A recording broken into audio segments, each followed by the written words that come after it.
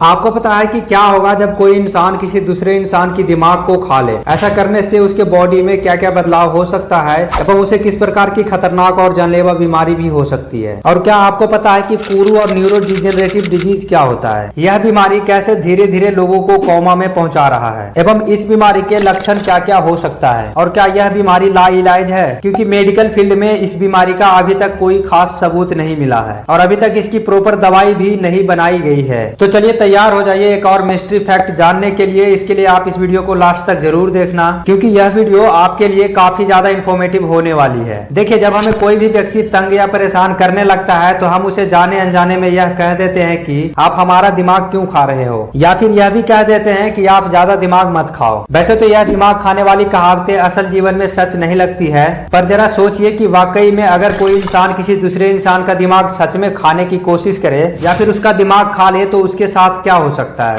लगभग पिछले 60 से 70 साल पहले तक कुछ ट्राइब्स या जनजातियां कैनिबलिज्म यानी कि नरभक्षी जैसे परंपराओं का पालन करती थी, जिसमें कि वह मरे हुए इंसान के शरीर और उसके अंगों को रीति रिवाज या रस्मों के नाम पर उस डेड बॉडी को सारे मिलकर खाया करते थे। जैसे कि उदाहरण के रूप में मैं आपको बता दूं कि लगभग 1960 तक पापुआ न्यू गिनिया की जनजाति अपनी परंपराओं के अंदर मरे हुए लोगों की शुद्धि के लिए उनका मांस और अलग अलग अंगों का भक्षण करते थे, जिसमें कि पुरुष जनजाति डेड बॉडी का मांस खाते थे और उसके बच्चे एवं महिलाएं उसकी दिमाग के भोजन के रूप में खाते थे। वैसे तो इंसान के मांस खाने से लोगों के ऊपर अलग अलग प्रकार की दुष्परिणाम देखने को मिल सकता है। तो आपको बता दूं कि वैज्ञानिक के अनुसार एक आम इंसानी दिमाग के 100 ग्राम हिस्से में 78 gram calorie, 10 gram fat, 11 gram protein और 1 ग्राम कार्बोहाइड्रेट होता है। तो इन सभी चीजों को ध्यान में रखकर अगर आप किसी इंसान का दिमाग खा जाते हो तो 6 महीने के अंदर शायद आपकी मौत भी हो सकती है, क्योंकि न्यूरोलॉजिस्ट और मेडिकल रिसर्च ने अपनी स्टडी में इस बात का खुलासा किया है कि इंसानी दिमाग को खाने से इनक्यूरेबल यानी कि लाइलाज बीमारी हो सकती है, जिसका नाम है न्यूरो डिजेनरेटिव डिजीज। इंसानी दिमाग खाने से आप इस प्रकार की बीमारी से पूरी तरह से ग्रसित हो सकते हो और इसके साथ ही आपको कई तरह के न्यूरोलॉजिकल डिसऑर्डर यानी कि तंत्रिका संबंधित परेशानियां जैसे कि टीएसई यानी कि ट्रांसमिसेबल स्पॉन्जिफॉर्म इंसेफेलोपैथी होने लगती है।